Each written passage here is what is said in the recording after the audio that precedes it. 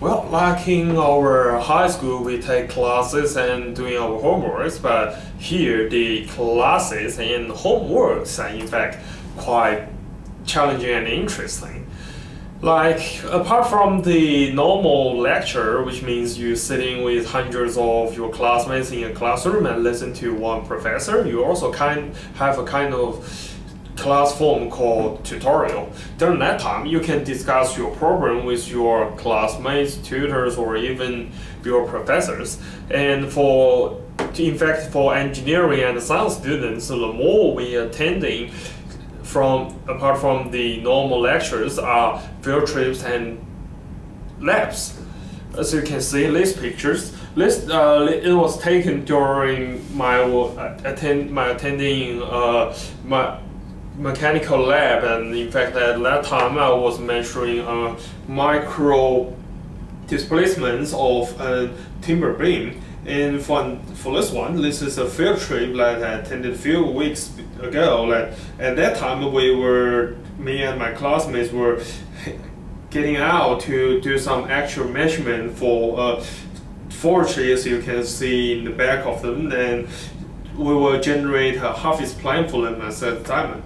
And as I have mentioned, apart from normal question and answer or solving problem patterns of homework, we also have a very different kind of homework types, such as the group study, presentation, and as well as individual design. And as I have mentioned, this is one of our half-theme plane after our field trip we've generated for this forestry.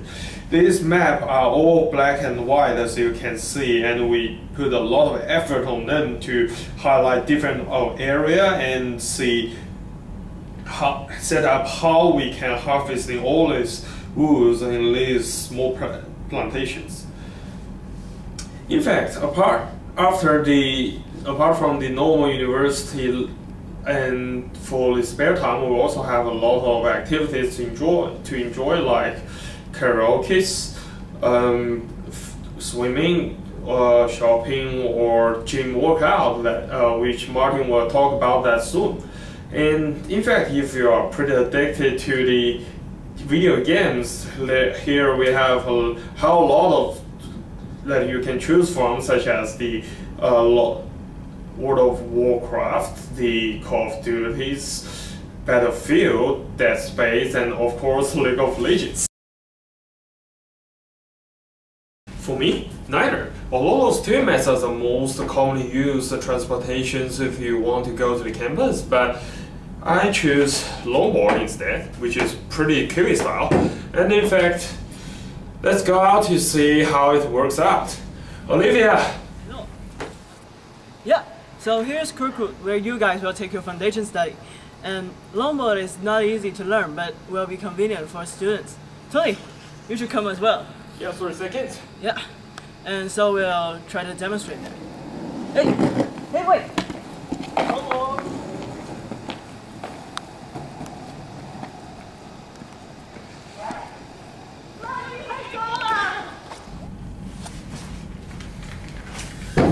Well, that's how the longboard works for me, and in fact it's pretty convenient. And as well, if you have a driving license, you can buy a car and drive to campus every day as well.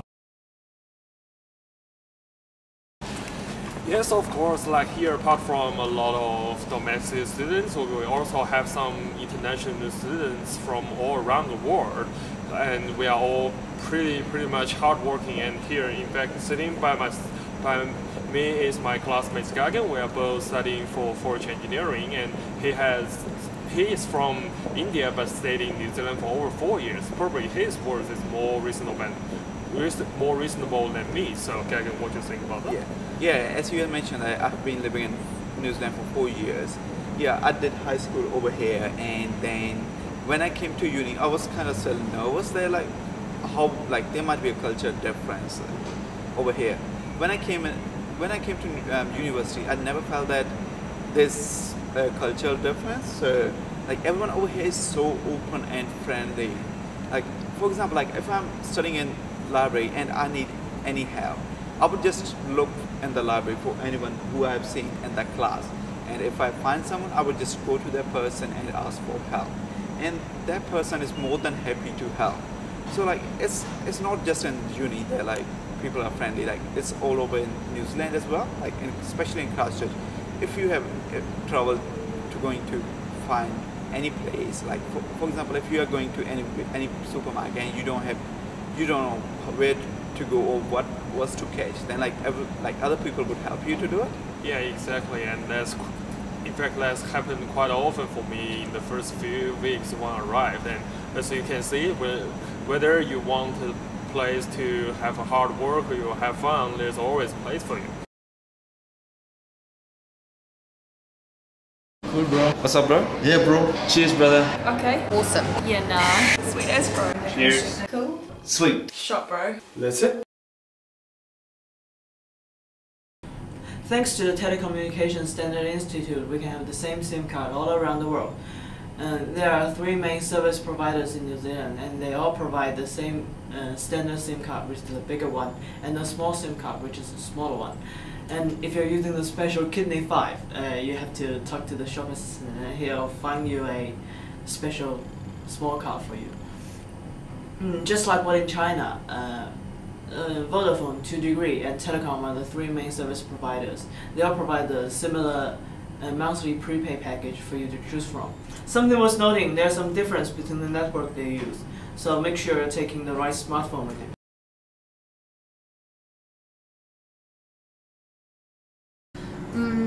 Basically, we have 3 kinds of accommodations. The first one is homestay. This is maybe the commonest and most appropriate one for newly come students.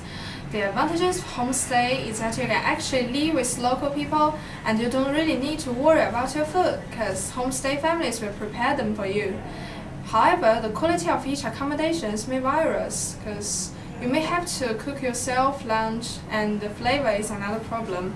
Many of you may not really get used to the Western food even if you have tried it in China. Actually, many of us live in flats after several months in homestay. You can easily find ads on TradeMe or on posters in the campus. You can also rent a whole house with your friends if you can arrange your life properly. But it is a little bit hassle to build those rooms one by one, so many other students may just choose to live in unit flats. The most important advantage is distance, only 5 minutes walk to lecture theaters. If you want some more details, just follow this link to uni website. Yay! The food price here is higher than that in China for almost everything. Personally, it's not recommended to eat out every day. All the ingredients in the supermarket are not expensive than that it sells in the restaurant. Referred to the word by my girlfriend, the expenses on buying the ingredients for the dinner is it's normally $3 to $4. Indeed, it's a good place to enjoy your cooking.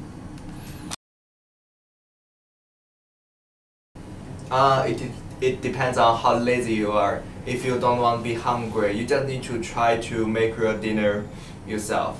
And it's a good chance to practice your cooking skill. Girls are probably attracted by a guy who can make delicious dishes. The speed of internet is fast, of course. The actual downloading speed can reach 1 megabyte per second, downloading from App Store and in the household.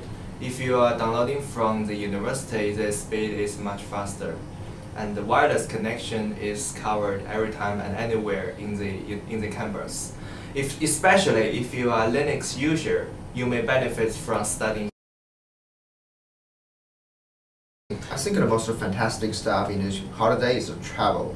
Now, even if New Zealand is not a big country, but whenever we go, we'll find it's really a beautiful place. New Zealand has been consisted of 2 islands, the North Island and the South Island. The capital city, Wellington, is in the North Island, and the most prosperous city, Auckland, is located in the North Island. Especially the movie Lord of the Rings and The Hobbit got shootings from the North Island.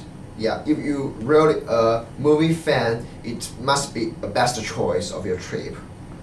The Christchurch is located at the South Island. I think it's not exaggeration to say that the South Island is a 100% pure place in the earth. The most gorgeous views such as the Tekapo and the Mountain Cook and the tourist attraction Queenstown are the best choice for your traveling. Whatever, New Zealand is definitely a good place for starting and traveling. Entertainment activities, to be honest, Christchurch is not a good city to have fun. It doesn't like many Chinese cities. We don't have many cinema, the shopping malls, and the KTVs. So for the domestic people, they always go to the gymnasium to do some exercise or join the uni clubs to have some event. Let's talk about our gym. In our uni, we have an awesome gymnasium. It opens to public from 6 a.m. to 9 p.m. So whenever you want to go, that's not a problem. And inside the gymnasium, there are many equipment. And we have the running central, the fitness central, and the point is there are many free classes, such as the yoga and Zumba. 50% pain, 100% reason to remember the name. He doesn't need his name up in lights, he just wants to be heard, whether it's the beat of the mic. He feels so unlike everybody else, alone, in spite of the fact that some people still think that they know. But no, he knows the code. It's not about the salary, it's all about reality and making some noise, making a story, making sure his click stays up. That means when he puts it down, Tox picking it up. Let's go. Who the hell is he anyway? He never really talks much, never concerned with status, but still leaving him starstruck. Humble through opportunities given despite the fact that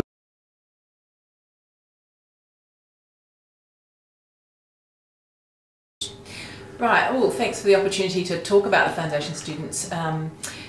I have, as you said, taught many students, worked here for about 10 years and mostly in foundation studies, and I think what I've noticed over time is students arrive and they're quite shy and tentative for a little while, but we have a very good orientation program over a whole week, and I think that really does a lot to help them settle in. They get to know other students immediately in their intake, they interact with the teachers, so they're feeling a little bit more settled in before classes actually start.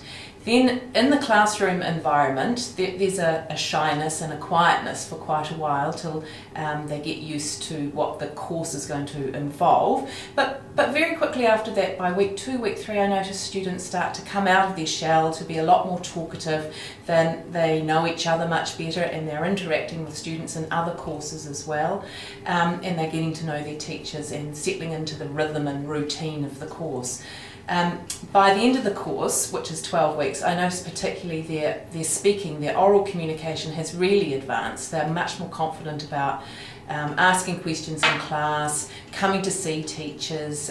We try to have an open door policy so students can come and see us anytime or make an appointment by email or by text. They come in and see us and are happy to do that and talk about what they are struggling with in the course or what they're doing well with or getting advice. And sometimes, which is lovely, students just call by and say hello, so that's really quite delightful too. By the end of the course, they've made, in the course I teach, which is academic communication skills, they have made great progress with their writing. So they can now write extended pieces in English, observing all the academic conventions, and that sets them in very good stead for going on to degree study. They know how to research and how to combine sources and put it together in a piece of writing. So, and after students have finished each intake, I look forward to students finishing and doing well and passing and getting their results and seeing them again at graduation. And then another stage I really enjoy seeing is when they're over in their degree program and I pass them on the campus and they say hello and we stop and chat. I'm going to class or they're going to class, and generally they're looking very happy and enjoying the next stage in their study. So that's a lovely thing to see, that they continue to progress and bloom and do really well after foundation studies. Okay, two parts of that question. First of all, what do I think of their communication skills when they first come? A lot of foreign students are fairly well versed in grammar, So they understand the grammar.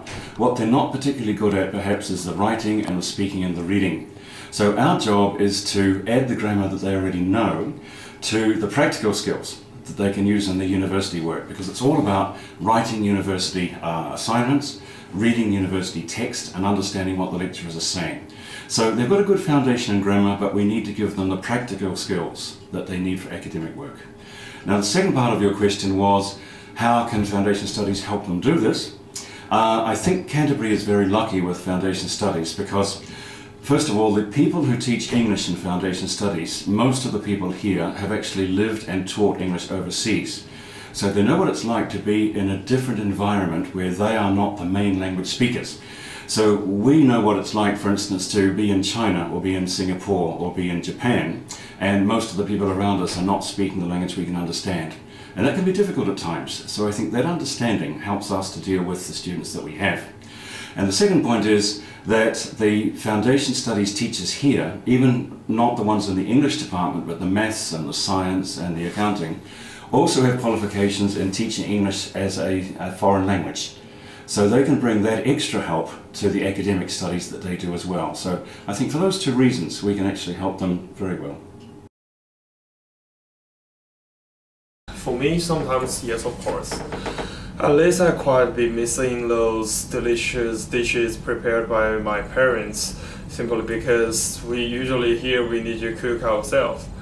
Since we're not that worse, since we can chat with our parents through the internet, but just like everyone else who are not living in their hometown, we only talk about what's happened here good with them, but never mention anything bad. And living and studying overseas is definitely not that easy. And sometimes, for me, I think there is almost impossible for me to carry on, and I want to get back to protected by them. But unfortunately, there's no way back. So we have to support each other, and the University of Canterbury is also another big support for us. Finally, we are able to handle this sense of homesicking and carry on for ourselves and for our families as well.